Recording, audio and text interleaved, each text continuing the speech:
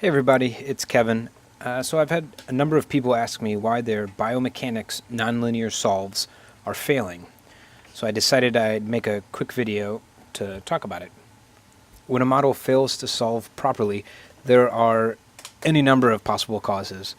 You could have an improper constitutive model, incorrect model parameters, corrupt binaries, but by far the most common cause is that you're taking too large of a step size, a solution step size, given your boundary conditions.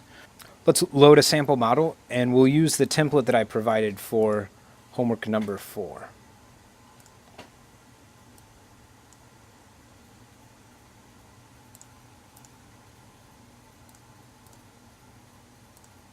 We'll go ahead and send, calculate, and render the mesh. And let's jump right in and open up the solve nonlinear form. We'll go ahead and just press solve, and if you look in the Python shell, you'll see that our solve failed. There was the solution probably diverged, and if we look in the nonlinear solve form, you see that the solution was not converged after 50 iterations.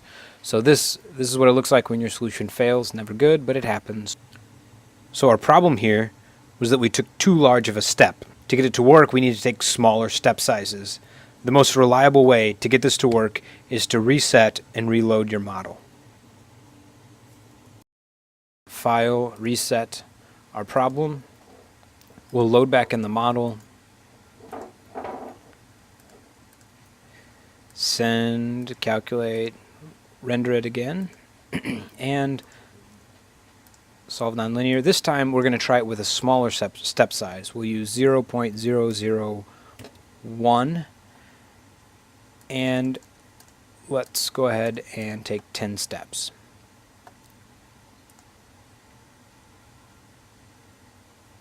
So now it's working. You can see that it's taking the steps without failing.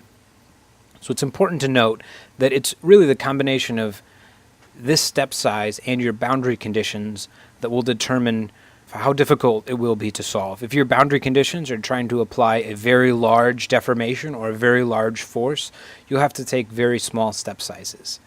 So say if this problem was trying to elongate our cylinder by 1 centimeter, each time step we take will stretch the mesh by 0.001 centimeters in this case.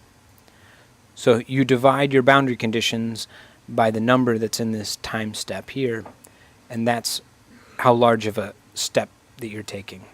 So we took 10 steps, and you see that our time is now at 0.01. We'll take a little larger step size, and you see that it is still successfully solving.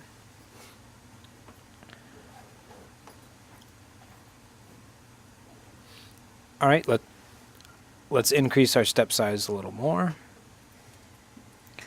All right, so there we see that it has solved all the way to a time of 1.0, which means that we've implemented our boundary conditions once.